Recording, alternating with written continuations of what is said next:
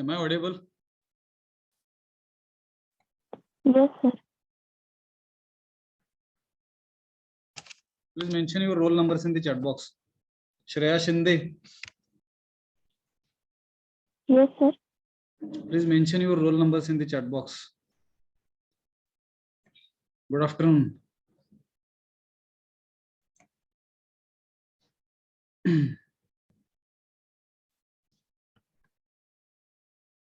Sanika Pawar, good afternoon. Good afternoon, sir. Karthik Kamble, good afternoon.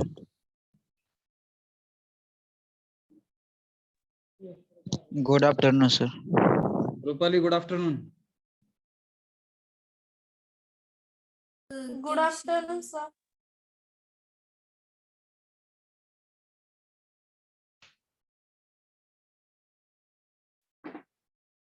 बाकीच्यांचे mic अजून आले नाहीत, कशामुळे? माहित ना.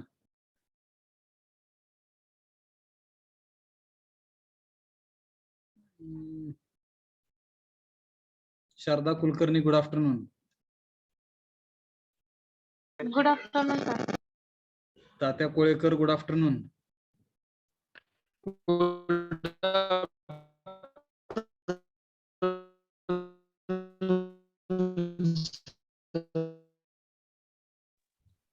Mahesh Joshi, good afternoon. Good afternoon, sir. Vishakha Babar, good afternoon. Good afternoon, sir. Aarti Chougule, good afternoon. Good afternoon, sir. Shruti Lohkare, good afternoon. Good afternoon, sir. Mahesh Joshi, good afternoon. Good afternoon, sir. तुमचे 2 account दिसतात आहेत, बरोबर का? हो सर. ठीक आहे, okay okay.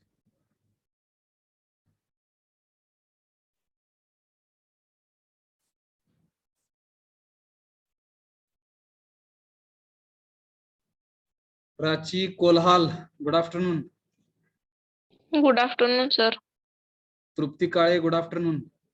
Good afternoon, sir. Savani Bhangure, good afternoon. Good afternoon, sir. Sakshi Kale, good afternoon. Good afternoon, sir. Vaishnavi Kashid, good afternoon. Good afternoon, sir.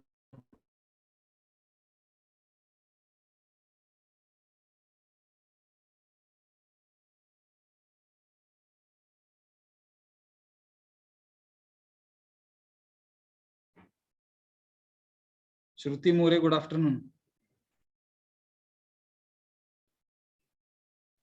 Good afternoon, sir. Pratik Kare, good afternoon. Pratik Good afternoon, sir. कारे का करे? करे. करे है, सॉरी. प्रतीक करे है ना. Good afternoon. Good afternoon. Aishwarya Patil, good afternoon. Good afternoon, sir.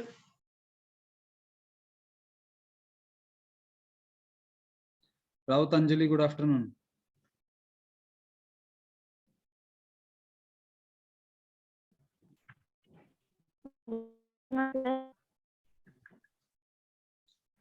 Mayuri Somdale, good afternoon. Good afternoon, sir.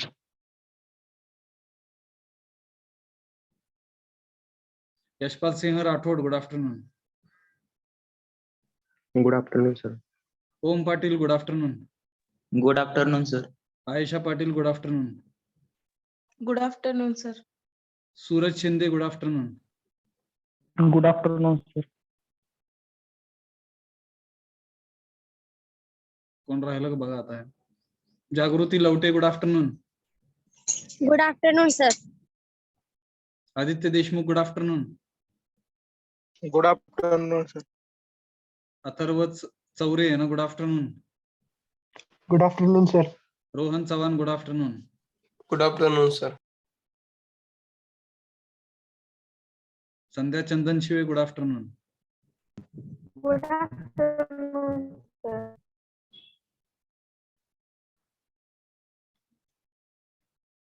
Please mention your roll numbers in the chat box. I hope everyone is mentioning roll numbers in the chat box. Is it? Yes, sir. Please mention your roll numbers in the chat box. Jayashri Nikam, good afternoon. Good afternoon, sir.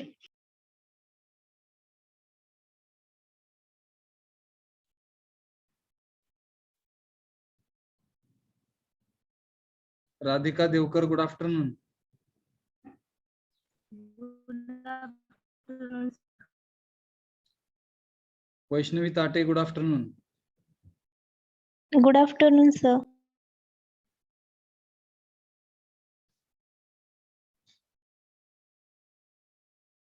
Hanmant Rajge, na? Good afternoon. Yes, sir. Good afternoon.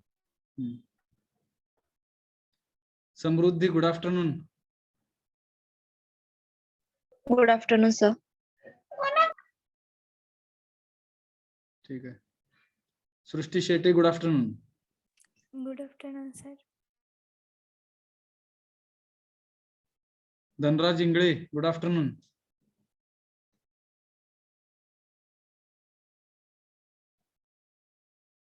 Jayashri Nikam, Jayashri Nikam, good afternoon.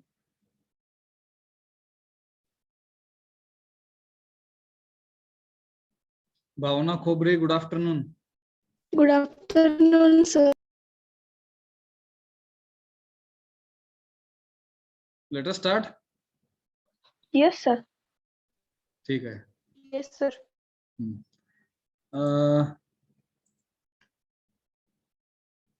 C किती 19 C हाँ C99 Dhanraj Gadge है ना. Good afternoon. ठीक है. So he is with me. ठीक है. Dhanraj Gadge is with me. Only one student है ना attending sessions offline है. So he is along with me. Let us start. And so in the last session and we understood, we are discussing different values and importance of all the values in our relationships, and these values if we will have then only relationships we can consider, otherwise relationships would not be there in our families. आपले जे कुटुंब आहेत ना त्या कुटुंबामध्ये जर relationships असतील तर त्या कशामुळे असणार आहे. तो प्रत्येकाच्या शरीरामध्ये असलेला जो सेल्फ आहे त्याच्यामध्ये 9 व्हॅल्यूज असल्यामुळे त्या रिलेशनशिप्स आहेत. Yes. Hello. Yes. Yes, sir. Yes, sir. Therefore, if really we wanted to maintain the relationships in the family members and in the family, if we wanted to maintain harmony, if we want to bring harmony in the family, so we will have to take care of our relationships, and all these 9 values we will have to start implementing, following in our life with proper understanding, and then only we can improve our relationships. आपले नाते संबंध सुधारण्यासाठी बघा ह्या 9च्या 9 values महत्वाच्या आहेत, तरच आपले नातेसंबंध सुधारले जातील. आपण पुढच्या पॉइंट कडे मला वाटतं लास्ट सेशनला गेलो आणि ते एवढ्यात लेक्चर संपलं जिकडे justice. Yes. Hello. Hello. Yes, sir. Justice in the relationship. ह्या पॉइंट मध्येच उत्तर आहे. न्याय कुठे आहे जर कोणी विचारलं तर तो नाते संबंधामध्ये आहे. Justice is in the relationship, but unfortunately that justice we are trying to find in the court. येते का लक्षात? हॅलो. Yes, sir. त्या न्यायाला आपण कोर्टामध्ये पाहत असल्यामुळे अडचण आहे. बघा जस्टिस हा कुठे सापडणार आहे आपल्याला? रिलेशनशिप्स मध्ये सापडणार आहे. मला वाटतं सध्या एक 4-5 दिवस झाला ना, आठवडा झालं, एक केस गाजते आहे ग्रीष्माच मर्डर. ऐकलं का ह्याच्या संदर्भात? हॅलो. No. सर्च करा युट्यूब वरती, तुम्हाला लेक्चर संपल्यानंतर बरं का, आणि ते सर्च करा. गुजरात मध्ये एका ग्रीष्मा नावाच्या मुलीला एका मुलाने भर दिवसा गळा कापलेला आहे तिचा कारण काय एकतर्फी प्रेम आहे, वन साइडेड लव्ह. समजतंय का? Yes, sir. I hear. हा, ग्रीष्मा म्हणून आहे, मला वाटतं सुरत का काय ना, सुरत आहे ना, गुजरातच्या साइड मध्ये ती केस झालेली आहे. दिवसा ढवळ्या बर का समाजामध्ये असे कृत्य जर घडत असतील तर किती अवघड आणि किती वाईट आहे. Yes. Yes, sir. Yes, sir. मग जस्टिस हे रिलेशनशिप मध्ये आहे, न्याय हा त्या नातेसंबंधामध्ये आहे. ज्यांनी कोणी गळा कापलाय त्याला कळलंच नाही प्रेम काय आहे, बरोबर का? यस. Yes, sir. गळा कापला जातो, मारलं जातं, ऍसिड फेकलं जातं, ह्या ज्या गोष्टी आहेत ह्या किती वाईट आहेत समाजामध्ये, ह्या घडल्या नाहीत पाहिजेत, व्हायला नाहीत पाहिजेत. ह्याच्यासाठी आपल्या सर्वांमध्ये अवेअरनेस यायला पाहिजे. आपल्याला अवेअरनेस आल्यानंतर आपण समाजामध्ये आजूबाजूला ह्या गोष्टी सांगितल्या गेल्या पाहिजेत. Meaning of real love. Yes. Love is the feeling of being related to all, हे शिकलो आपण. पण love is feeling of being related to all. All हा शब्दच कळला नाही आपल्याला. सर्वांच्या प्रती ती भावना आहे.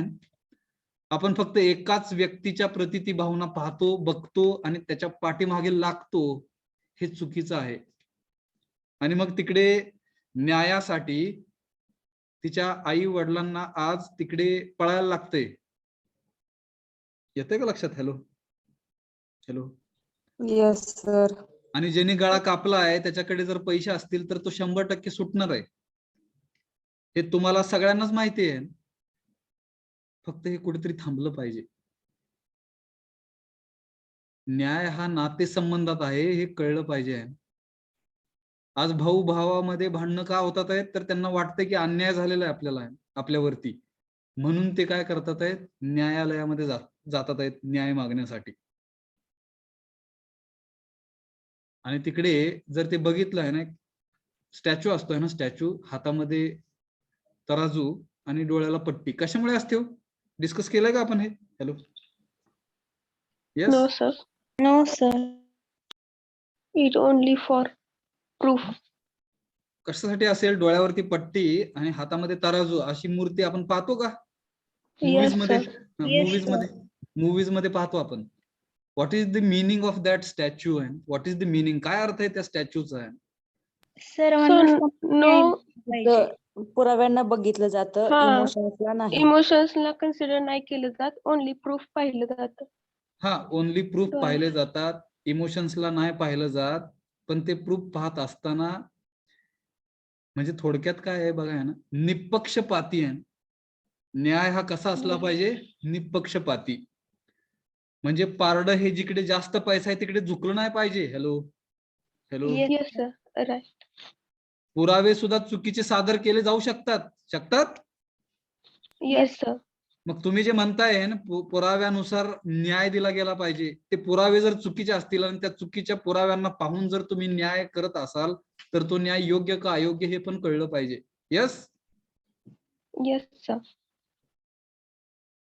मग जी पट्टी आहे ती निपक्षपाती न्याय तुम्ही करावा आहे ना, त्याच्यासाठी ती पट्टी आहे. पण त्या मूर्तीचा अयोग्य अर्थ काढला जातो. न्याय हा आंधळा असतो असं सांगितलं जातं. यस. Yes, sir. आणि ज्याला कोणाला न्याय मिळायचा आहे तो मिळतच नाही. त्याचं कारण काय आहे तर तिकडे न्याय व्यवस्था पूर्ण पैशाने विकली चाललीये. Yes, sir. Yes, sir. योग्य काय अयोग्य काय हे कळायचं बंद झालेलं आहे. मग न्याय हा नातेसंबंधामध्ये आहे हे जर कळलं तर तिकडे जायचीच गरज नाही आपल्याला. सुव्यवस्था ही नात्यामध्ये जर आली तर न्याय व्यवस्था येणार नाही, पिक्चर मध्येच येणार नाही. लक्षात घ्या. घरामध्ये झालेली भांडणं ही घरामध्ये सॉल्व्ह होतील. Hello. Yes, sir. Yes, sir. कशासाठी बाहेर घेऊन जायचं आहे? घरातली भांडणं घरात सॉल्व्ह होण्यासाठी राईट अंडरस्टँडिंग प्रत्येकामध्ये जर आली तर ती कोर्टामध्ये जाण्याची गरज नाहीये आपल्याला. यस. Yes, sir. मग ज्यावेळेस आपल्या सर्वांना समजेल की न्याय हा कुठे आहे, तर तो ना कुठल्या एका खोलीमध्ये मिळतो, लक्षात घ्या, ना तो न्याय व्यवस्थेमध्ये कोर्टामध्ये मिळतोय. तो न्याय जर कुठे मिळायचा असेल तर तो फक्त नातेसंबंधामध्ये मिळत असतोय. त्याच्यामुळे तो शब्द आहे ना न्याय, justice is in the relationship. Let us understand definition of justice. Justice is the recognition आहे ना. काय आहे जस्टिस? आतापर्यंत जे काही 9 व्हॅल्यूज पाहिले आपण बरं का, प्रत्येक व्हॅल्यूला असा वाक्यरचना कशी होती बघा. लव्ह इज द फिलिंग आहे, ट्रस्ट इज द फिलिंग आहे, आठवतंय का? Affection is the feeling, hello, reverence is the feeling, guidance is the feeling. त्या प्रत्येक 9 शब्दांसाठी फिलिंग हा शब्द होता आणि त्या 9च्या 9 फिलिंग असून त्या व्हॅल्यूज आहेत. जस्टिस हा शब्द समजून घेत असताना फिलिंग हा शब्द येत नाहीये त्याच्यामध्ये. Hello, yes. Yes, sir. म्हणजे जस्टिस ही भावना नाहीये, लक्षात घ्या. जस्टिस इज डेफिनाइट थिंग, निश्चित गोष्ट आहे ती आहे. त्याला फिलिंग किंवा व्हॅल्यूज न म्हणता जस्टिस इज रेकग्निशन म्हणजे ओळखणं आहे. फुलफिलमेंट म्हणजे परिपूर्तता करणं आहे. अँड इव्हॅल्युएशन म्हणजे योग्य मूल्यांकन करणं आहे. ऑफ म्हणजे कशाचं? Human relationship. मानवी नातेसंबंध जे काय आहेत त्या मानवी नातेसंबंधांना रेकग्निशन म्हणजे ओळखणं, फुलफिलमेंट म्हणजे परिपूर्तता करणं आणि इव्हॅल्युएशन म्हणजे त्यांचं मूल्यांकन योग्य पद्धतीने करणं. कशाचं? तर मानवी नात्यांचं. Hello hello, yes. Yes, sir. Yes. Human relationship जे काही आहेत, मानवी नातेसंबंध जे काही आहेत, त्या मानवी नातेसंबंधांना ओळखणं. न्याय म्हणजे काय आहे? न्याय म्हणजे त्या मानवी नातेसंबंधांना ओळखणं आहे, त्या नातेसंबंधांची परिपूर्तता करणं आहे, फुलफिलमेंट, आणि त्या नातेसंबंधांचं योग्य मूल्यांकन करणं म्हणजेच जस्टिस आहे. आपल्याला नातेसंबंधच ओळखता येत नाहीयेत, मग त्यांची फुलफिलमेंट कशी करता येईल आहे ना, परिपूर्तता कशी करता येईल? परिपूर्तता करणे म्हणजेच रिस्पॉन्सिबिलिटीजनी परिपूर्तता करता येते. लक्षात घ्या, आपल्याला आपल्या जबाबदाऱ्याच कळत नाहीयेत. प्रत्येकाची काहीतरी जबाबदारी आहे ना. विद्यार्थी म्हणून तुमची काहीतरी जबाबदारी आहे. Hello hello, yes sir. Yes sir. Faculty म्हणून माझी काहीतरी जबाबदारी आहे. घरामध्ये आई वडील असतील तर त्यांची काहीतरी जबाबदारी आहे. आई वडिलांच्या प्रती मुलं किंवा मुलगा किंवा मुलगी म्हणून तुमची काहीतरी जबाबदारी आहे. आणि ह्या प्रत्येक नातेसंबंधांमध्ये ना, प्रत्येक नात्यामध्ये काहीतरी जबाबदारी आहे. लक्षात घ्या. And once you will understand the responsibility of that particular relationship, obviously we all will try to fulfil नातेसंबंधांना न्याय देणं. थोडक्यात येतंय का लक्षात? त्याला फुलफिलमेंट म्हणूया आपण. Hello hello, yes sir. Evaluation म्हणजे योग्य मूल्यांकन त्या नात्यांचं करणं. बहीण भावाचं नातं घेतलं तर तिकडे भावाच्या काहीतरी रिस्पॉन्सिबिलिटीज आहेत बहिणीच्या प्रती आहे, तशाच बहिणीच्या पण काहीतरी रिस्पॉन्सिबिलिटीज आहेत भावाच्या प्रती. यस. Yes, sir. मग ते नातं कळण्यासाठी जबाबदाऱ्या कळल्या पाहिजे, त्यांची परिपूर्तता होणं तेवढंच गरजेचं आहे. रेकग्निशन म्हणजे ओळखणं, एकमेकांना मानणं, असणं. एक विचार करा बरं का, आपला जन्म आपल्या आई वडिलांच्या पोटी झाला असं आपण समजतोय, खरंच झाला का नाही कोणालाच नाही माहित. त्या हॉस्पिटलमध्ये जर त्या नर्सने जर आणून आपल्या आई वडिलांपाशी जर ठेवला असेल, आई वडिलांना न माहित होता, विचार करा ती केस एक. समजताय का काय म्हणायचं? Hello hello, Yes, sir. Yes sir. आपण आपला जन्म होत असताना बरं का, वडील नसतात तिथे, त्या काय बघा ना, ऑपरेशन थिएटर मध्ये म्हणूया आपण, ठीक आहे. जन्म होत असताना आई शुद्धीवर असेल तर चांगली गोष्ट आहे. आई जर शुद्धीवर नसतील आणि जन्म झालेला आहे लेकराचा आहे, मग ती मुलगा असेल किंवा मुलगी असेल माहित नाही आपल्याला, ठीक आहे. त्याच्यामध्ये जर त्या काय बघा आहे ना, त्या हॉस्पिटलच्या त्या नर्स वरती आणि डॉक्टर वरती आपण विश्वास ठेवून तिकडे गेलेलो आहेत आहे. आणि त्यांनीच जर विश्वासाला पात्र झाले नसतील आहे, ते डॉक्टर आणि नर्स, त्यांनी दुसरंच कुठला तरी मुलगा एक्सचेंज केलाय ना, अदला बदली केली, होऊ शकतं का? Hello hello, Yes. होऊ शकतं काय? होऊ शकतं ते आहे. फक्त आपण काय ठेवलेलं आहे? विश्वास ठेवलेला आहे त्या दवाखान्यावरती, त्या डॉक्टर वरती, जे काही ते नर्स असतील त्यांच्यावरती आहे. मग नातेसंबंध जे काय आहेत, मग उद्या ते जे काही लेकरू आहे ते आपलं आहे का नाही हे पण नाही माहित आपल्याला. फक्त आपण म्हणतोय की यस आपलंच आहे ते. मग एखादी व्यक्तीची ज्या वेळेस जडणघडण होत असते, लक्षात घ्या, त्यावेळेस त्या व्यक्तीमध्ये जन्मजात काहीतरी गोष्टी आलेल्या असतात, प्लस अल्टिमेटली पालन पोषण करणारेच महत्वाचे असतात. Hello hello, Yes. Yes, sir. पालन पोषण करणं म्हणजेच नर्चरिंग दी बॉडी. येतं का लक्षात बघा? प्रोटेक्शन म्हणजे संरक्षण करणं आहे बॉडीचं. आणि तिसरी गोष्ट right utilization of the body. These are the 3 requirements of the self. मग ह्या 3 गोष्टीची जबाबदारी ऍक्च्युली त्या फॅमिलीने घेतलेली आहे आणि मग आपण ते करतोय. मग नंतर काय होतंय? नाते तयार होतात. येतं का लक्षात बघा? मग काका येतो, मामा येतोय, त्या लहान बाळाला जन्मलेलं आहे ना खेळवण्यासाठी म्हणू आपण. त्याला कळत असतं का नाही माहित, पण सगळे येऊन काहीतरी बोलण्याचा प्रयत्न करतात. त्या मुलाची किंवा मुलीची जन्मलेले इन्फंट म्हणतो आपण इंग्लिशमध्ये बरं का, अर्भक मराठीमध्ये, नुकतंच जन्मलेलं बाळ, ज्याची पूर्ण काय बघा ना मेमरी क्लिअर असते, त्याला काय माहित नसतं, काय आठवत नसतं. येतं का लक्षात बघा? मग प्रत्येक जण येऊन स्वतःला ओळख सांगण्याचा प्रयत्न करतोय, नातं जोडण्याचा प्रयत्न करतोय त्या जन्मलेल्या बाळासोबत. आई वडील सुद्धा ते नातं समजून देण्याचा आहे ना त्या लहान अर्भकाला प्रयत्न करतात. बरोबर का? Hello hello, Yes, sir. Yes, sir. म्हणजे सुरुवात कुठनं होते आहे ना नातेसंबंधांची बघा. आणि मग त्याच्यामध्ये जे काही नातेसंबंध जोडले जातात आहेत त्या लहान बाळासोबत, त्यांचं ओळखणं आहे ना, ते नातेसंबंध ओळखणं आहे ना, ते अजून त्याची ॲबिलिटी आलेली असते का हो त्या लहान बाळाची ॲबिलिटी? त्याला कळत असतं का हे आई आहेत, हे आपले, हे बाबा आहेत आपले, वडील आहेत आपले, हा भाऊ आहे येणारा समोर, तेवढी समज असते का? Hello No, sir. मग ती जी समज आहे ना, ज्याला आपण राईट अंडरस्टँडिंग म्हणतोय ना, दॅट राईट अंडरस्टँडिंग आहे ना गेट्स डेव्हलप्ड आहे ना स्लोली अँड स्टेडीली. तुम्ही ऑब्झर्व करा, घरामध्ये जर लहान कोण असेल तर त्याचं जडणघडण कशी होत असते. त्याला जडणघडणीमध्ये आहे ना फॅमिली मेंबर, प्रत्येक family, each and every family member is responsible for his or her development.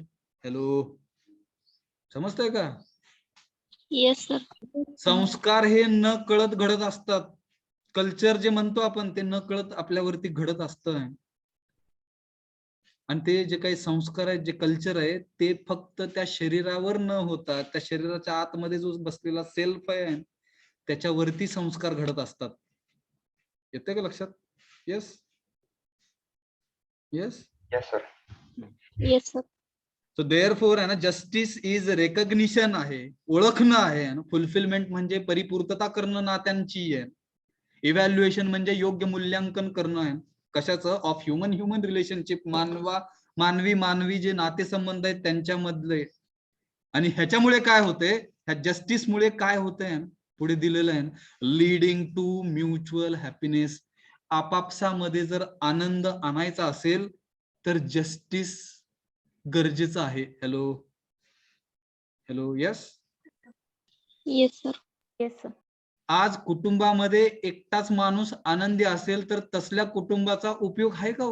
एकटाच माणूस आनंदी आहे ना, समजा आपण एक कन्सिडर करू, ही फॅमिली आहे, ठीक आहे, ह्याच्यामध्ये 4 व्यक्ती आहेत, 4 घ्या, 10 घ्या, 20 घ्या, किती पण घ्या, ठीक आहे, 5 घ्या. हा एकमेव व्यक्ती जे आहे ती एकटीच आनंदी आहे, बाकी सगळे आहे ना दुःखी आहेत. असल्या फॅमिलीला आपण एक्सलंट फॅमिली म्हणू का? No, sir. No sir. No sir.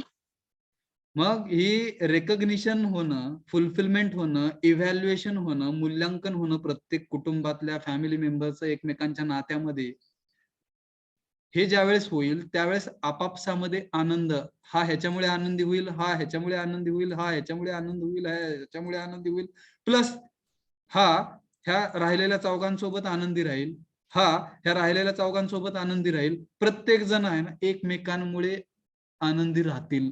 आणि हे ज्यावेळेस होईल आहे त्यावेळेस ऑटोमॅटिक आपण म्हणायचं की ते फॅमिली जी आहे त्या फॅमिलीमध्ये जस्टिस आहे, जस्टिस, न्याय आहे त्या फॅमिलीमध्ये. जर एखाद्या व्यक्तीला ह्यातल्या वाटलं की माझ्यावरती अन्याय होतोय, म्हणजेच ह्या तिन्ही गोष्टी होत नाहीत त्यावेळेस. अन्याय म्हणजे काय? ह्या तीन गोष्टी, नातेसंबंधामध्ये ओळखणं, फुलफिलमेंट करणं, परिपूर्तता होणं आणि योग्य मूल्यांकन, ह्या तीन गोष्टी मिस झाल्या ह्युमन रिलेशनशिप मधल्या, त्यावेळेस ह्या जस्टिसच्या पुढे एक शब्द लागतो, इनजस्टिस. हॅलो, इन शब्द लागतो. Hello, Yes. Yes sir. त्याला म्हणायचं अन्याय. अन्याय झाला म्हणजे काय झालं तर ह्याच्या उलट झालं. जस्टिसच्या उलट म्हणजे अन्याय. म्हणजेच रेकग्निशन करता नाही आलं नातेसंबंधांचं, ओळखता नाही आले, परिपूर्तता कमी पडली नात्यांमध्ये, इव्हॅल्युएशन नाही करता आलं, योग्य मूल्यांकन नाही करता आलं, त्याच्यामुळे मग तिकडे इनजस्टिस झाला असं आपल्याला वाटतं. आणि असं वाटल्यामुळे मग आपण कोर्टाची पायरी चढतो म्हणूया आपण. समजतंय का?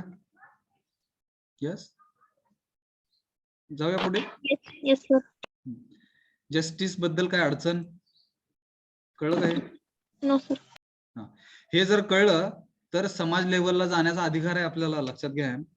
नाहीतर समाज लेवल जो आहे ना, maintaining harmony in the society, ह्या लेवलला आपण कधी जाऊच नाही शकणार. उद्या किती पण मोठं ऑफिसर झालं, किती पण मोठ्या खुर्चीवर जाऊन तुम्ही बसलाय, तरी पण त्या लेवलला जाऊन काम करणं आपल्याला जमणार नाही. त्याचं कारण काय आहे तर ह्या सगळ्या व्हॅल्यू आणि हा जस्टिस काय आहे इन द रिलेशनशिप, हेच नाही कळलं आहे. उद्या बरेच जण आहे, 46 participants have joined in this Zoom meeting, and you will be working in national, multinational companies after completion of your engineering, obviously. And yes, hello, किंवा तुम्ही स्वतःच तुमची स्वतःची कंपनी टाकचाल भविष्यात.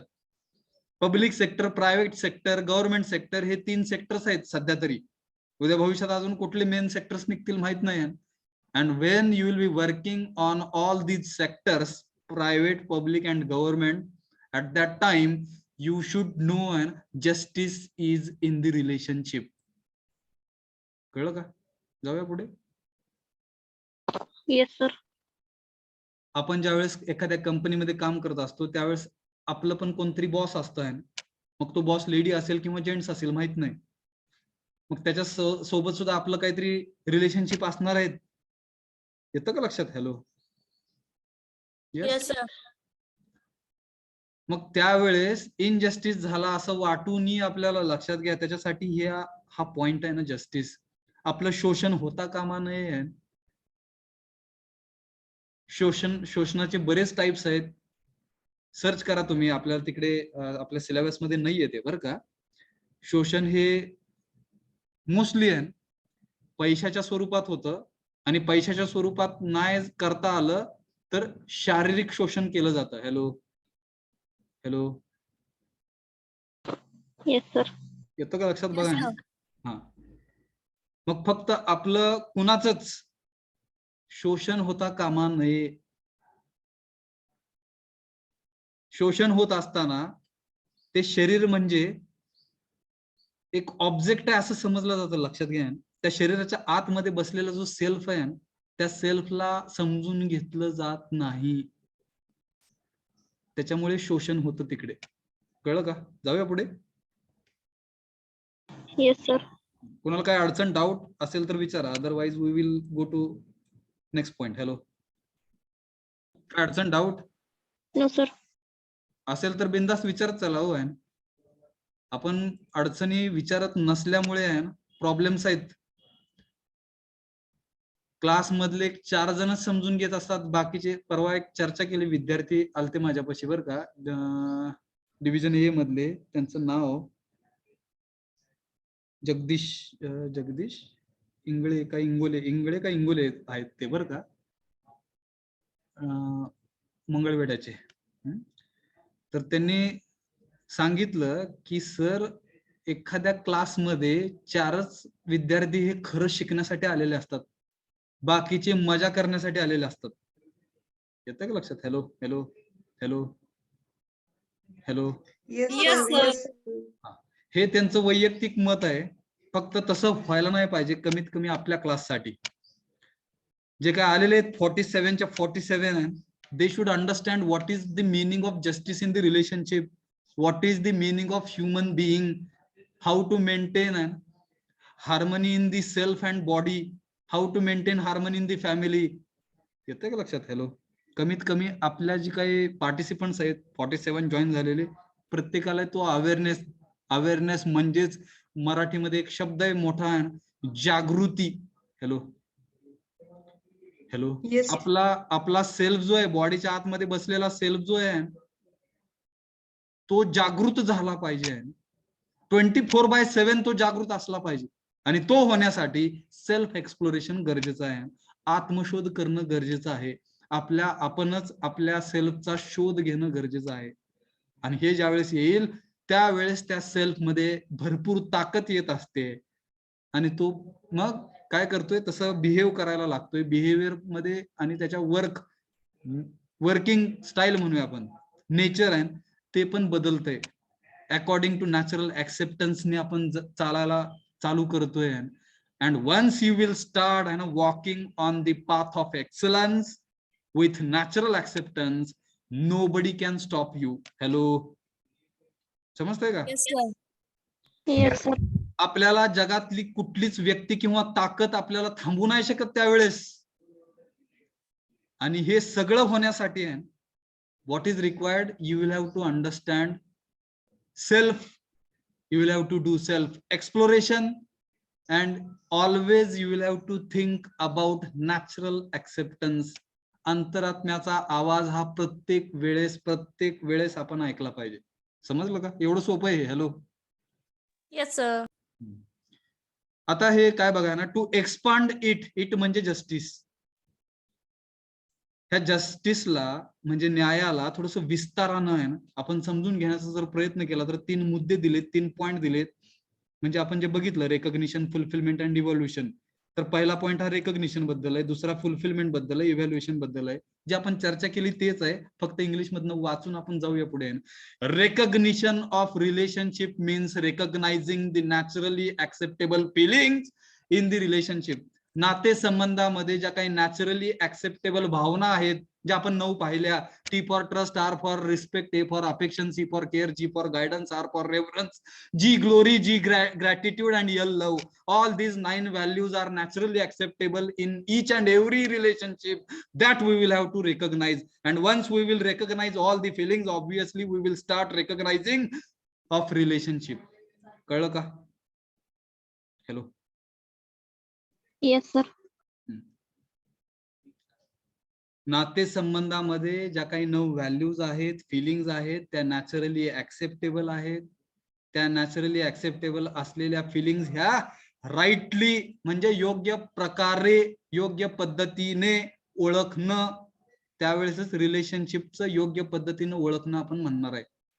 कळलं का पहिला point? Hello. Yes. Yes, sir. Second point, fulfilment of relationship म्हणजे काय? नातेसंबंधांची परिपूर्तता म्हणजे काय? 3 पॉइंट दिले त्याच्यामध्ये. खात्री करणं आहे ना, ensuring the naturally acceptable feelings in oneself. वन सेल्फच्या तिथं आपण एव्हरीवन असं वाचूया, घरामध्ये असलेले प्रत्येक व्यक्तीमध्ये त्या नॅचरली ऍक्सेप्टेबल ज्या फिलिंग्स आहेत, #TRACGRGGL, तर ह्या नॅचरली ऍक्सेप्टेबल असलेल्या फिलिंग्स ह्या कुटुंबामध्ये प्रत्येकामध्ये त्या आल्या पाहिजेत, त्याची आपण खात्री केली पाहिजे. हॅलो. खात्री करणं गरजेचं आहे बरं का, नुसत्याच असतील तर उपयोगाचा नाहीत, खात्रीपूर्वक असल्या पाहिजेत त्या feelings. Hello. Yes, sir. Yes, sir. परवा कोणाच्या डिव्हिजन मध्ये बरं का एक वाक्य निघलं आहे ना, दिसणं चांगलं काय बघा ना, तुमचंच होतं काय ते, चांगलं दिसणं गरजेचं आहे आणि चांगलं असणं आवश्यक आहे. यस, तुमच्याच डिव्हिजनला झालंय का हे? हा, टेलिग्रामला टाकलंय बरं का. हे असंच शिकवत असताना एक निघलेलं वाक्य आहे, गरज आणि आवश्यकता ह्याच्यामध्ये फरक आहे का हो?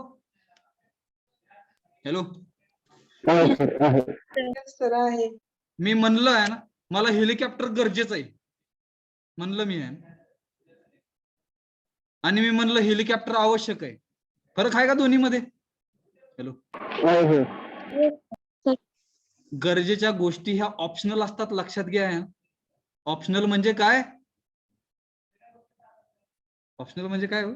पर्यायी. पर्यायी असतात. म्हणजे आपल्या ज्या काही गरजा आहेत त्या पर्यायी गरजा आहेत, लक्षात घ्या. ज्यावेळेस रिक्वायरमेंट हा शब्द येतो त्यावेळेस त्या गोष्टी आवश्यकच असतात. मग वाक्य काय होतं की चांगलं दिसणं गरजेचं आहे का हो गरजेचं? Hello, yes sir. गरजेचं आहे ते आहे ना, गरजेचं आहे म्हणजे ऑप्शनल आहे ना. चांगलं दिसणं हे गरजेचं आहे, ऑप्शनल आहे ना, पण चांगलं असणं हे आवश्यक आहे. Hello, yes sir. येतं का लक्षात? बघा ना किती अर्थ महत्वाचा आहे त्या वाक्यामध्ये. Yes sir. काही लोक चांगलं दिसायला जरी असले तरी चांगले असतील का नाही माहित नाही. हॅलो, का तर ती गरज आहे चांगलं दिसणं. आज सगळं जग आहे ना चांगलं दिसायसाठीच प्रयत्न करतंय. Yes, hello, yes sir. पण चांगलं होण्यासाठी, चांगलं असण्यासाठी कोण प्रयत्न नाही करत आहे तर तो आपण करावा. आपण 48 जण पार्टिसिपंट्स आहोत आपल्या आजच्या ह्या झूम लेक्चर मध्ये बरं का, मीटिंग मध्ये. तर प्रत्येकाने चांगलं असणं हे आवश्यक आहे. जगामध्ये जगत असताना आपण जर चांगलं असण्यासाठी जर प्रयत्न केले तर 100% आपण बरंच काही अचीव्ह केलं आयुष्यामध्ये, ना की चांगलं दिसण्यामध्ये. Hello, hello, yes, yes sir. जाऊया पुढे. Yes sir. मग पहिली खात्री करायची आहे, नॅचरली ऍक्सेप्टेबल फिलिंग ज्या आहेत त्या प्रत्येक वन सेल्फ मध्ये आहेत. आणि दुसरं काय बघा, लिव्हिंग विथ रिस्पॉन्सिबिलिटी. लिव्हिंग म्हणजे जगणं, विथ म्हणजे बरोबर, रिस्पॉन्सिबिलिटी म्हणजे जबाबदारीनं जगणं. हॅलो, जबाबदारी सोबत जगणं. Hello, yes. Yes sir. आपण जगत असताना जबाबदारी विसरून चाललेलो आहे आपली प्रत्येकाची, त्याच्यामुळे अडचण येत, त्याच्यामुळे फुलफिलमेंट होत नाही. सेकंड पॉईंट जो आहे बरं का, हा नातेसंबंधांची परिपूर्तता होण्यासाठी जबाबदारी महत्वाची आहे. Living with responsibility with others म्हणजे दुसऱ्यांसोबत. विथ दीज फिलिंग्स म्हणजे परत एकदा #TRACGRGGL 9 व्हॅल्यूज, ह्या 9 व्हॅल्यूजच्या जबाबदारीनं जगणं दुसऱ्यांसोबत. Forming the basis of relationship. ह्या 9 व्हॅल्यूज मुळे पाया घातला जातोय नातेसंबंधांचा. This makes the other comfortable and assured. असं जगल्यामुळे काय होतंय, प्रत्येक जणांमध्ये कम्फर्ट आपण आणतोय. कम्फर्टेबल म्हणजे मराठीत काय म्हणणार हो? हॅलो, सोयीस्कर. हा, सोयीस्कर. व्हेरी गुड आहे, व्हेरी गुड. सोयीस्कर आहे, सोयीनुसार आहे. कम्फर्टेबल. ॲश्युअर्ड म्हणजे खात्री करणं आहे.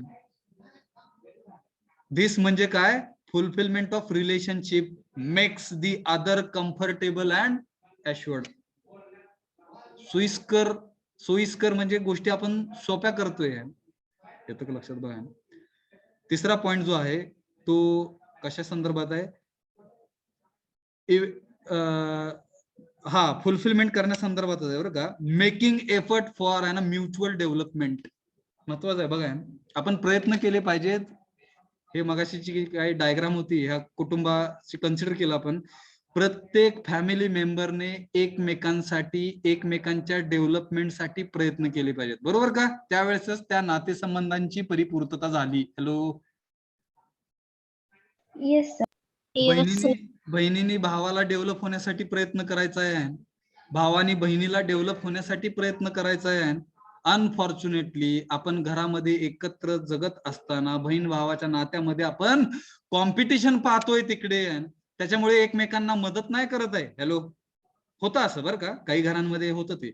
Yes yes sir. एकमेकांमध्ये कॉम्पिटिशन करतोय. इव्हन जन्म दिलेले आई वडीलच कॉम्पिटिशनला जन्म देतात की हा तुझ्यापेक्षा हुशार आहे, ही तुझ्यापेक्षा काय बघा ना हुशार आहे, तुला ह्या गोष्टी कळत नाहीत, हिला ह्या गोष्टी कळतात, असं सांगितलं गेल्यामुळे, डिफरन्सिएशन केल्यामुळे तिकडे नातेसंबंधांची परिपूर्तता होत नाही. Yes hello. मग त्याच्यासाठी आपल्याला काय करायचंय, मेकिंग एफर्ट्स म्हणजे प्रयत्न करायचे. कशासाठी? फॉर म्युच्युअल डेव्हलपमेंट, आपापसात एकमेकांचा विकास होण्यासाठी आहे. म्हणजेच development of one's own acceptance. प्रत्येकाने स्वीकारलं पाहिजे त्या फॅमिलीमध्ये बर का, जगत असताना आपण त्या कुटुंबामध्ये जगत असताना प्रत्येकाने एकमेकांना स्वीकारलं पाहिजे.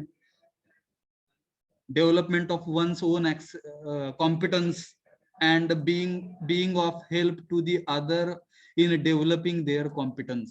एखाद्याची क्षमता जर कमी असेल घरामध्ये बर का, फॅमिली मेंबर्स मध्ये, तर त्याची क्षमता वाढवण्यासाठी आपण प्रयत्न केले पाहिजेत. यस हॅलो हॅलो, समजलं का हाऊ टू फुलफिल आहे ना रिलेशनशिप्स. Yes, sir. तिसरा जो पॉइंट आहे हा जस्टिस साठी बर का. हे जे 3 पॉइंट पाहिले, हे 3 पॉइंट हे फुलफिलमेंट ऑफ रिलेशनशिप साठी पाहिले. Fulfilment of relationship brings justice. Fulfilment of relationship काय आणते? जस्टिसला आणते. तसा राहिलेला शेवटचा जो महत्वाचा पॉइंट आहे तो पण जस्टिसलाच आणतोय. काय तर इव्हॅल्युएशन आहे, मूल्यांकन करणं. इव्हॅल्युएशन मीन्स व्हेरीफाईंग, पडताळणं आहे. दॅट की I have the right feelings, माझ्यामध्ये स्वतःमध्ये योग्य भावना आहेत हे व्हेरीफाय करणं आहे, पडताळणं आहे.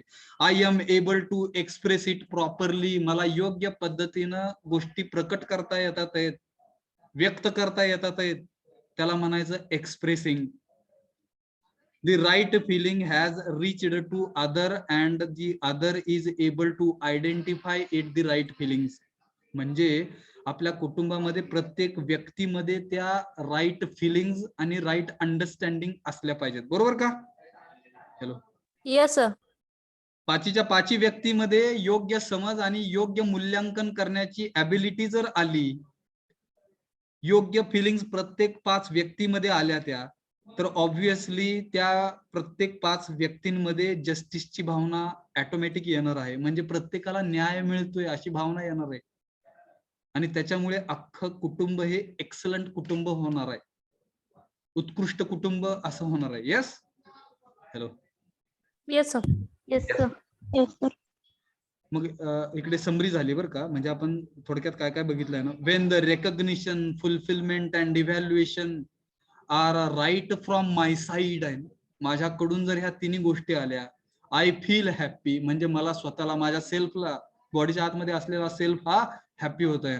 When the other is able to evaluate, ज्यावेळेस दुसरा मूल्यांकन करतोय, the expression of my feelings rightly, म्हणजे माझ्या सेल्फच्या ज्या काही भावना आहेत, योग्य भावना आहेत, ह्या प्रकट होत असताना दुसरा व्यक्ती आहे तो काय करतोय? मूल्यांकन करतोय. Then he or she also feels happy, त्याला किंवा तिला, तो किंवा ती आहे ह्या पण आनंदी होतात. Developing this competence may takes time आहे. कधी कधी हा कॉम्पिटन्स म्हणजे क्षमतांचा विकास होण्यासाठी वेळ लागू शकेल. Hello hello. Yes, sir. Developing this competence म्हणजे ह्या प्रकारच्या क्षमता आहे ना विकसित पावण्यासाठी मे टेक टाइम आहे, वेळ लागण्याची शक्यता आहे ना, may or may not be आहे. ज्यांच्यामध्ये खरंच ती ॲबिलिटी आहे हे सर्वजण त्या प्रत्येक गोष्टी समजून घेऊन पुढे जाऊ शकतात. But if competence level is less, obviously what will happen, it may take time for development of competency. समजलं का? हॅलो. Yes hello. आहेत का कोण? Yes sir. Yes, sir. Very good. शेवटचं वाक्य महत्वाचं, जिकडे आपला पार्ट ए संपतोय. आपण 2 मिनिटांमध्ये आपण पुढच्या लेवलला जाणार आहेत. Justice is desirable in the family. प्रत्येक फॅमिलीतल्या कुटुंबांना असं वाटतं का आपल्याला न्याय मिळला पाहिजे? हॅलो, सांगा आधी. Yes, Yes? sir. Yes sir. म्हणून तिकडे शब्द आला डिझायरेबल, म्हणजे इच्छुक. प्रत्येक कुटुंब आहे ना, पृथ्वीवरचं प्रत्येक कुटुंब इच्छुक आहे कशासाठी? जस्टिससाठी, न्यायासाठी. आणि मग बियॉन्ड आहे ना, बियॉन्ड म्हणजे च्या पलीकडे. दी फॅमिली म्हणजे फॅमिलीच्या पलीकडे पण आपण त्या गोष्टी डिझायरेबल आहेत, न्याय म्हणतो आपण. उद्या तुम्ही शाळा कॉलेजेस मध्ये जाणार आहात, गेलेला आहात म्हणूया आपण, सध्या ऑफलाईन आहेत, घरामध्येच आहात. ज्यावेळेस तुम्ही शाळा कॉलेजेस मध्ये येणार आहे त्यावेळेस सुद्धा ती भावना तुमच्यामध्ये येणार आहे, म्हणजे बियॉन्ड फॅमिली. मला शाळा आणि कॉलेजेस मध्ये सुद्धा न्याय मिळाला पाहिजे असं वाटू शकेल, वाटलंच पाहिजे. Hello hello. Yes, sir. Yes sir. मी ज्या पण ऑर्गनायझेशन मध्ये जातोय भविष्यामध्ये, मी ज्या पण कंपनीमध्ये जातोय भविष्यामध्ये, मी ज्या पण समाजामध्ये जातोय भविष्यामध्ये, प्रत्येक ठिकाणी न्यायाची भावना नाहीये, सॉरी, न्याय हा असलाच पाहिजे. हॅलो, म्हणून जस्टिस इज डिझायरेबल म्हणलंय. Hello. Yes, sir. Yes, sir. आणि पुढे म्हणलं all the way to the world family. All the way to the world family म्हणजे अख्खं जग हे एक कुटुंब आहे आणि तिथे पण जस्टिस इज डिझायरेबल. आज आपण पाहतोय युक्रेन आणि रशिया यांच्यामध्ये युद्धग्रस्त परिस्थिती आहे. There is situation in between both the countries. हे कशामुळे होतंय हो? जस्टिस काय न कळल्यामुळे. Hello hello. Yes sir. प्रत्येक देशामध्ये पण काही रिलेशनशिप्स आहेत. भारत पाकिस्तान रिलेशनशिप्स आहेत, काही इंडिया चायना रिलेशनशिप्स आहेत, काही इंडिया अमेरिका काही रिलेशनशिप्स आहेत, इंडिया श्रीलंका काही रिलेशनशिप्स आहेत. मग हे नातेसंबंध जर आपल्याला समजले तरच प्रत्येक देशामध्ये न्यायाची भावना येईल, नाहीतर मग तिकडे अन्याय झालाय असं वाटल्यामुळे एक देश दुसऱ्या देशावरती आक्रमण करतोय, मारतोय त्या देशाला. हॅलो, कळलं का? आपण पुढचा पॉइंट घेतोय बरं का. एक 4 मिनिटं आहे ना, कुणीतरी सांगावं आहे ना जस्टिस काय आहे. माझ्या शेजारी इकडे धनराज घाडगे आहेत, ते सांगतील आधी, मग बाकीचे थोडस कोणाला एका दोघं कोण असतील तर त्यांनी सांगा आहे ना, what do you mean by justice. तुम्हाला जस्टिस मधनं काय कळलं आहे? आपण धनराज घाडगे यांना थोडस देतोय ना, 4 मिनिटं आहेत बरं का. मी पाणी पिऊन येस तर ते सांगतील आणि अजून कोणीतरी सांगावं काय समजलं जस्टिस. थोडस बोला किंवा दुसऱ्या कोणाला बोलतं का? हॅलो. येस. कोण सांगू शकते का जस्टिस म्हणजे काय?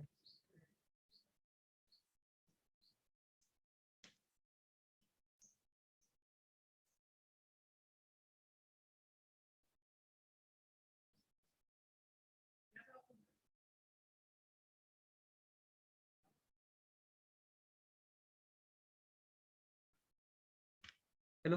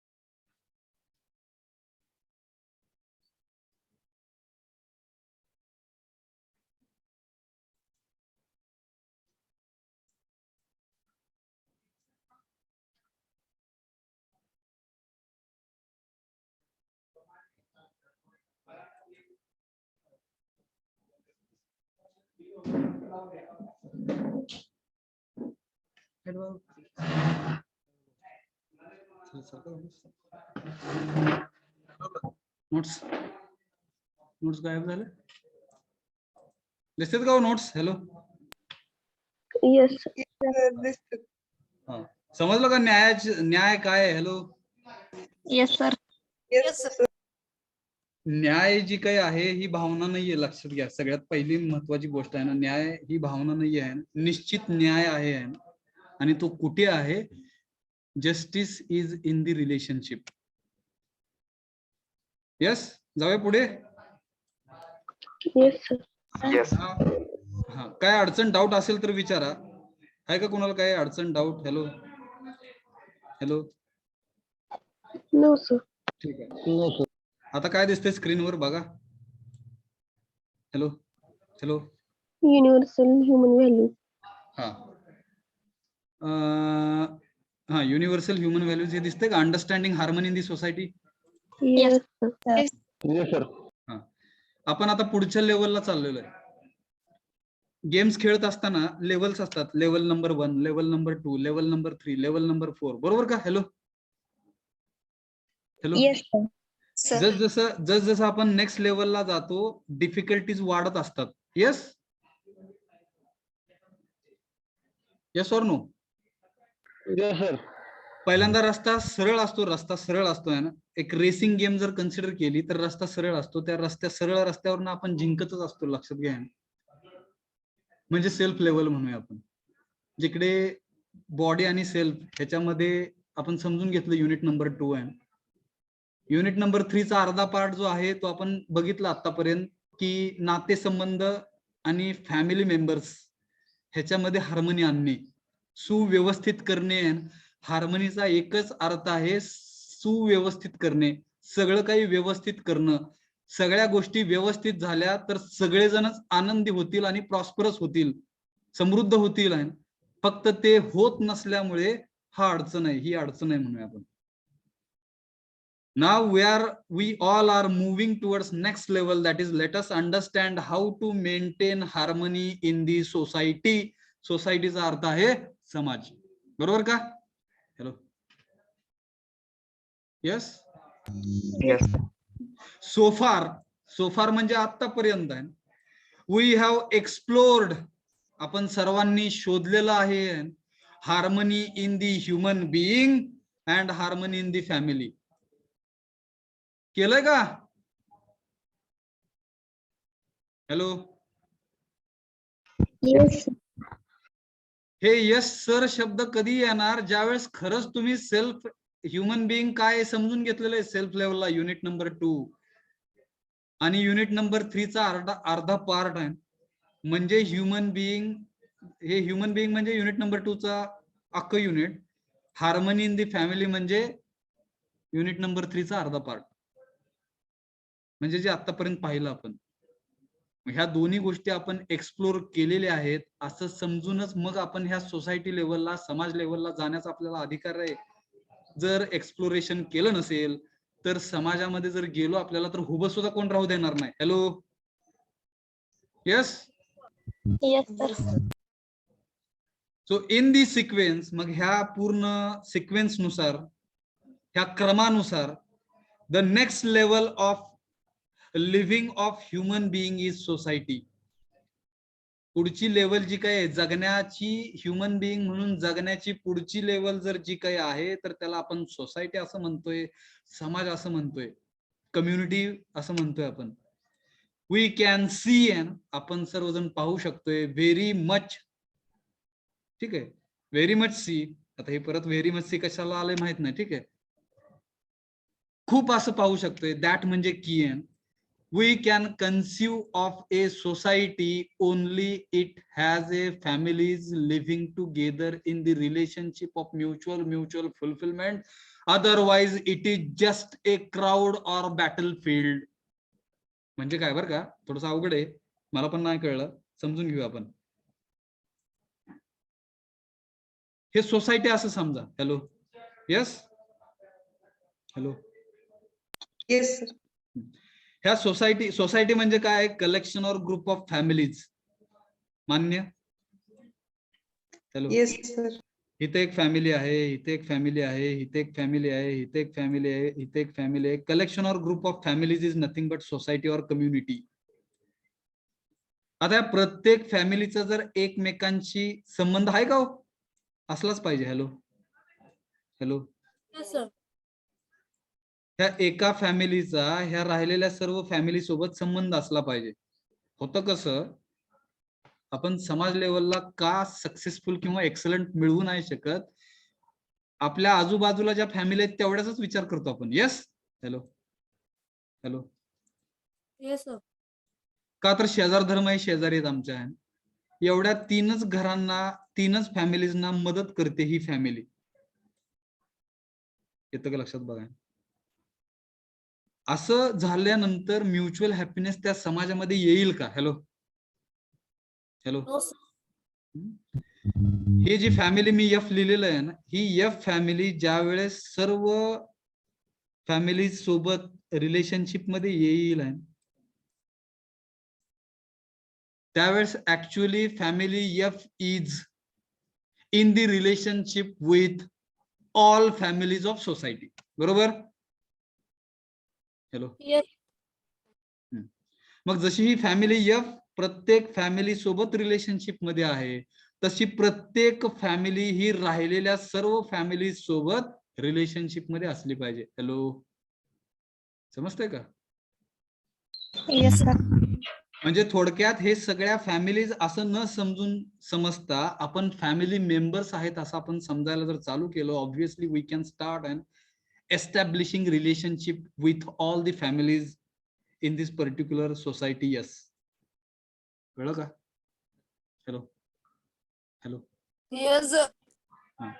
मग सोसायटी कशाला म्हणायचंय? Families living together. सर्व कुटुंब जर, Abhijit Gire, Yes, sir. Please mute yourself. Thank you. Families living together आहे, सर्व कुटुंब जर एकत्रित जगत असतील, आणि महत्वाचं इन दी रिलेशनशिप्स, नातेसंबंधामध्ये जगत असतील तर of mutual fulfilment. Of mutual fulfilment म्हणजे एकमेकांच्या परिपूर्ततेसाठी जर जगत असतील, नातेसंबंधामध्ये जगत असतील, एकत्रित जगत असतील, तशा फॅमिलीज ना, अनेक वचन आहे families, group of families, we are calling it as society. त्याला समाज असं म्हणतोय. बरोबर का? Hello, Yes, sir. क्राऊड कशाला म्हणायचा ना? गर्दी. बरं का? त्याची पण डेफिनेशन, व्याख्या इकडे दिलेली आहे. पीपल लिव्हिंग टुगेदर, लोक हे एकत्र असतात, but not in relationship. Hello, महत्वाचं आहे. हॅलो, समजतंय का? Yes, sir. नातेसंबंध नसतात त्यांच्यामध्ये, फक्त एकत्र असतात. आणि फुलफिलमेंटचा पण काय संबंध नसतो. एकमेकांच्या नातेसंबंधांना परिपूर्तता आणण्यासाठी एकत्र नसतात ते, त्यांचे गोल हे वेगवेगळे असतात. इथे जर पाहिलं तुम्ही, सोसायटीमध्ये प्रत्येक फॅमिलीचं एक गोल असतं, कॉमन गोल आहे, सर्वसामान्य गोल, म्हणजे सगळ्या कुटुंबांचं एकच ध्येय असतं की आनंदाने आणि प्रॉस्परस जगायचं. Hello, yes. Yes, sir. जिथे गर्दी असते, गर्दी, तिथे काय होतं, नुसतीच लोक एकत्रित असतात, पण प्रत्येकाचे गोल हे वेगवेगळे असतात. ते नातेसंबंधामध्ये पण नसतात. ह्याचं बेस्ट एक्झाम्पल म्हणजे बरं का, मोर्चा निघतो, मोर्चा निघतो का? वेगवेगळे मोर्चे निघतात. हॅलो, त्या मोर्चाला आपण सोसायटी म्हणायचं आहे का क्राऊड म्हणायचं आहे? हॅलो हॅलो, समजतंय का? Hello, Yes, sir. ते नुसतं एकत्र आलेत लोक आहे, पण त्यांची ध्येय मात्र वेगवेगळी असतात. कोणाचं ध्येय निवडून येणं असतंय तिकडे. Hello hello, Yes, sir. कोणाचा ध्येय हे पैसे खाणं असतंय तिकडे येऊन. एकत्रित यायचं, पैसे खायचं. का तर गर्दी केली की लोक भितात, लोक भिली की पैसे खायला मिळतात, त्याच्यासाठी एकत्र येणं. हॅलो. Yes, sir. मग प्रत्येकाचे ध्येय आहे ना, प्रत्येकाचे इंटेन्शन्स, हेतू आहे ना, ज्या वेळेस वेगवेगळे असतात, अशी लोक जर एकत्र आली आणि त्यांचं संबंध पण नसतात, एकमेकांशी संबंध पण नसतात, तसल्या एकत्र येण्याच्या लोकांना काय म्हणायचं? क्राऊड म्हणायचं, गर्दी म्हणायची. हॅलो. कळलं गर्दी म्हणजे काय? Yes, sir. आणि सगळ्यात खतरनाक आणि वाईट ते म्हणजे बॅटलफील्ड, ज्याला आपण मराठीमध्ये रणांगण म्हणूया. Hello. Yes, sir. Yes, sir. महाभारतातलं कुरुक्षेत्र म्हणूया, जिकडे युद्ध होतं त्याला म्हणायचं बॅटलफील्ड. बॅटलफील्डची पण व्याख्या इकडे समजून सांगण्याचा प्रयत्न केलेला आहे. पीपल लिव्हिंग सेपरेटली, वेगवेगळे राहत असतात. आणि कसे राहत असतात हो? इन अपोजिशन अँड स्ट्रगल, विरोधामध्ये राहत असतात. स्ट्रगल म्हणजे संघर्षामध्ये राहत असतात, सेपरेट राहत असतात. अशी लोक जर एकत्र नसतातच ते ऍक्च्युली, बरं का, सेपरेटली असतात. हा फरक आहे. क्राऊड आणि सोसायटीमध्ये फरक आहे. इकडे फक्त त्यांचे ध्येय वेगळे असतात, नात्यामध्ये नसतात ते, रिलेशनशिप्स मध्ये. मग ह्याचं जर एक्झाम्पल समजून घ्यायचं असेल तर आज भारत आणि पाकिस्तान मध्ये जे काही आहे ना, त्याला आपण बॅटलफील्ड म्हणूया. चीन आणि भारत मध्ये जी काही बॉर्डर आहे मध्ये, बरोबर का, सीमारेषा म्हणतोय आपण. हॅलो. हॅलो. Yes. Yes. तर त्याला बॅटलफील्ड म्हणतोय आपण. बॅटलफील्ड मध्ये लोक कसे असतात? सेपरेट जगत असतात, वेगवेगळे जगत असतात, विभक्त होऊन जगत असतात. का तर त्या बॉर्डर मुळे काय झालेले आहेत? विभक्त झालोय आपण. हॅलो. हॅलो. त्या बॉर्डर जर नसतील तर आपण एकत्रच राहणार आहेत. हॅलो. Yes, sir.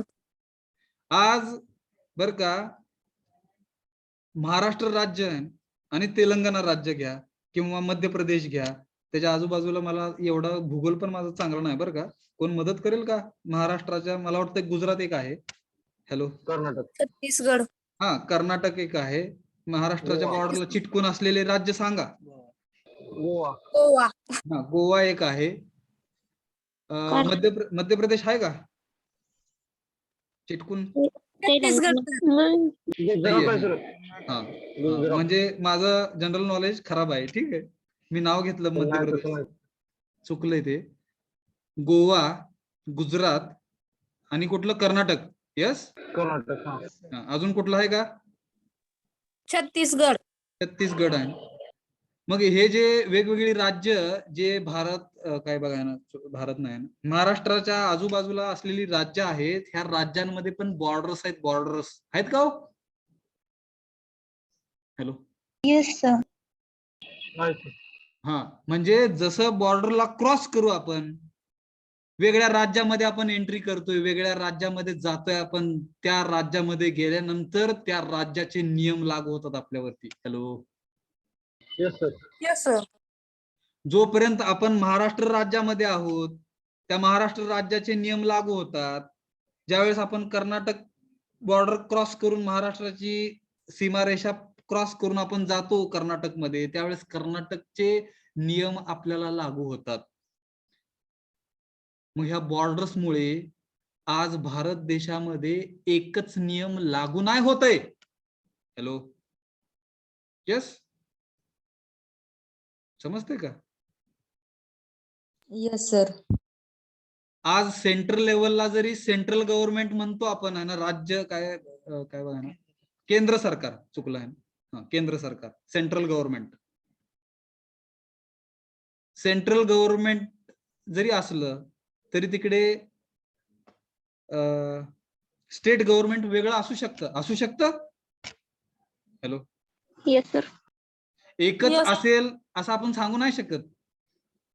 आज महाराष्ट्राचं जर एक्झाम्पल घेतलं तर सेंट्रल गव्हर्नमेंट हे वेगळ्या पार्टीचं आहे, आणि महाराष्ट्र राज्य जर घेतलं तर ते वेगळ्या वेगळ्या पार्टींचं एकत्रित येऊन झालेलं सरकार आहे. Yes. Yes, sir. Yes, sir. मग हे प्रत्येक राज्यासाठी जर असं झालं, विचार करा ना, तर आज 100% 2 राज्यांमध्ये भांडण व्हायला वेळ लागणार नाही. Hello, Yes, sir. हे समजून घ्या बरं का, हे समजून घ्या. आणि अनफॉर्च्युनेटली आपल्याला जे काय आपण सिविक शिकलो आहे ना, नागरिक शास्त्र, त्या नागरिक शास्त्रामध्ये फक्त कोण कोणाच्या वर असतं आणि निवडून यायसाठी काय करायला लागतं, त्या काय बघा, बरेच काही अटी असतात. भारताचा नागरिक होण्यासाठी काहीतरी अटी, असलं शिकलोय का आपण सिविक्स मध्ये, नागरिक शास्त्रामध्ये? हॅलो, समाजशास्त्र. Hello, Yes, sir. Yes, sir. शिकलो. पण राज्य लेवलला कसं वेगळं राहतं, केंद्र लेवलला कसं वेगळं राहतं, हे अभ्यासात आलंय का हो अजून? हॅलो, विचार No, करायचा बरं का. मी ज्यावेळेस शिकलो आहे ना, बऱ्याच लहानपणी शिकलो मी, बऱ्याच काही वर्षांपूर्वी शिकलो, त्यावेळेस तर आमच्या अभ्यासक्रमामध्ये नव्हतं हे. पण जसं मोठं होत जातो आपण, तसं आपल्याला कळायला लागतंय ना, केंद्र सरकार वेगळं, राज्य सरकार वेगळं. आज जर आपण पाहिलं तर आपली जी ही लोकशाही आहे, ह्या लोकशाहीला मी बऱ्याच लोकांशी चर्चा करतो बरं का, त्याच्यामुळे थोडंफार मला माहिती आहे म्हणतोय मी. हे जे काही लोकांकडून कळलेलं आहे हे चुकीचं पण असू शकेल, तुम्ही मला करेक्ट करावं. येस. Yes, sir. मग आपली जी भारताची लोकशाही आहे, त्या लोकशाहीला आपण कसली लोकशाही म्हणतोय? अप्रत्यक्ष लोकशाही, ज्याला इनडायरेक्ट डेमोक्रेसी म्हणतोय आपण. हॅलो, खरंच आहे का मग ही इनडायरेक्ट? Hello, Yes, sir. कोण सांगेल why we are calling our democracy as indirect democracy? Example, एवढं एक्झाम्पल पाहून आपण थांबतोय बरं का, आजचा टॉपिक संपतोय आपला. हॅलो, सर, ज्यावेळेस आपण ते राष्ट्रपती निवडतो त्यावेळेस प्रत्येक लोकांकडून मतदान नाही घेत, ते प्रतिनिधींचंच मतदान असतं. व्हेरी गुड आहे, very good. Therefore we can consider it as indirect democracy. आज पंतप्रधान सुद्धा निवडत असताना आपल्याला आहे का अधिकार? No, sir. आज मुख्यमंत्री निवडत असताना आहे का अधिकार? No, sir. No, sir. त्याच्यामुळे ह्याला आपण काय म्हणतोय? इनडायरेक्ट डेमोक्रेसी, अप्रत्यक्ष लोकशाही आहे. आपण निवडून देतोय कोणाला तर, ज्याला आपण लोकप्रतिनिधी म्हणतोय, म्हणजे रिप्रेझेंटेटिव्ह. मग ते नगरसेवक असतील, MLA असतील, बरोबर का, खासदार असतील, आमदार असतील, हे जे काही आहेत ह्यांना फक्त निवडून द्यायचा अधिकार आपल्याला आहे, बरोबर का? Yes, sir. Yes, sir. मग ह्यांना निवडून दिल्यानंतर ही जी काही लोक आहेत हे त्या जबाबदारीने जर पुढे गेली तर मग ते योग्य आहे. आपण निवडून दिलेल्या लोकांना जर जबाबदारी नसेल तर मग ते कोणाला मुख्यमंत्री कोणाला पंतप्रधान करतील हे आपल्या हातातच नाहीये. Hello, hello. Yes, sir. Therefore, let us consider, let us call this democracy as indirect democracy where we cannot control. म्हणून आपली तिकडे काय होतंय बघा, आज गोष्टींना आपण हलवू का नाही शकत आहे ना वरच्या लेवलला, तर हा प्रॉब्लेम आहे. समजलं का? What is the problem in the current democracy? Hello, yes. Yes, sir. हे थोडस समजून घ्या. मला वाटतं तुम्हाला एक विषय पण आहे ना, इलेक्शन अँड डेमोक्रेसी काहीतरी. फर्स्ट इयर इंजिनिअरिंग पूर्ण होण्याच्या आधी तुम्हाला त्याची परीक्षा पण द्यायची आहे. मला वाटतं ह्या सेमिस्टरला नसेल तर तो पुढच्या सेमिस्टरला निश्चित असेल. तो पण विषय व्यवस्थित शिका. पास तर होचाल न होचाल माहित नाही, ठीक आहे, फक्त तो आत घुसून थोडस शिका. थांबूयात. Okay, sir. Yes, sir. Thank you. हे Yes, कळलं sir. का आहे ना, तिन्ही मध्ये फरक कळला का? सोसायटी, क्राऊड आणि बॅटलफील्ड. Hello, Yes, sir. सोसायटीमध्ये पण लोक सापडणार आहेत, गर्दीमध्ये पण लोक सापडणार आहेत, कुरुक्षेत्र रणांगण बॅटलफील्ड इथे पण लोक सापडणार आहेत. फक्त ज्यावेळेस समाज हा शब्द वापरतोय आपण त्यावेळेस लोक हे एकत्रित जगत असतात, नातेसंबंधामध्ये जगत असतात, एकमेकांचे नातेसंबंध परिपूर्तता करण्यासाठी जगत असतात. सगळ्या फॅमिलीचा गोल हा एकच असतोय, ज्याला आपण कॉमन गोल म्हणतोय. कॉमन गोल म्हणजे सर्वसामायिक, प्रत्येकाचा एकच गोल, म्हणून कॉमन गोल. येतं का लक्षात? शब्दाचा अर्थ कळला का? Yes sir. आणि ज्यावेळेस क्राऊड कडे जातोय, इकडे सुद्धा लोकच असतात, एकत्रच असतात, पण त्यांच्यामध्ये संबंध नसतात. म्युच्युअल फुलफिलमेंट साठी ते एकत्र आलेले नसतात. डिफरंट गोल्स त्यांचे असतात, प्रत्येकाचे वेगवेगळे ध्येय असतात. असल्या एकत्र येण्याच्या लोकांना क्राऊड म्हणूया आपण. Hello, yes. Yes sir. आणि बॅटल फील्ड, ज्याला कुरुक्षेत्र किंवा रणांगण म्हणतोय आपण, पीपल लिव्हिंग सेपरेटली, वेगवेगळे जगत वेगवेगळे असतात, ते असतानाच वेगवेगळे असतात. कशामुळे? त्या बॉर्डर्समुळे, त्या रेषामुळे, सीमारेषामुळे वेगळे झालेले असतात. म्हणून म्हणलं इकडे people living separately in opposition म्हणजे विरोधामध्ये जगत असतात ते. स्ट्रगल म्हणजे संघर्षामध्ये जगत असतात. कॉन्फ्लिक्ट इन गोल म्हणजे त्यांच्या ध्येयामध्ये सुद्धा भांडणं असतात. हॅलो, कॉन्फ्लिक्ट येतं का लक्षात? Yes sir. इकडे फक्त डिफरंट गोल्स असतात, वेगवेगळी गोल असतात, पण त्यांच्या डिफरंट गोल्स मध्ये एकमेकांमध्ये त्या गोल्स मध्ये कॉन्फ्लिक्ट नसतात. हॅलो, त्याच्यामुळे ते क्राऊड जमा होतो, गर्दी, मोर्चे. आणि बॅटलफील्ड म्हणजे काय तर त्यांच्या गोलमध्ये सुद्धा आहे, त्यांच्या दोन देशांच्या ध्येयामध्ये आहे, दोन राज्यांमध्ये, एकाच देशाच्या दोन राज्यांमध्ये म्हणूया आपण, त्यांच्या गोलमध्ये, त्यांच्या ध्येयांमध्ये कॉन्फ्लिक्ट असल्यामुळे बॅटलफील्ड ची निर्मिती होते. कळलं का? महत्वाचं होतं हे बरं का. आपण सुरू केलेलं आहे ना. We are moving towards next level, that is let us try to understand how to maintain harmony at society level. त्याच्यासाठी सोसायटी काय आहे, क्राऊड काय आहे, बॅटलफील्ड काय आहे, समजलं का? थांबूयात? Okay sir. Thank you very much for attending this session.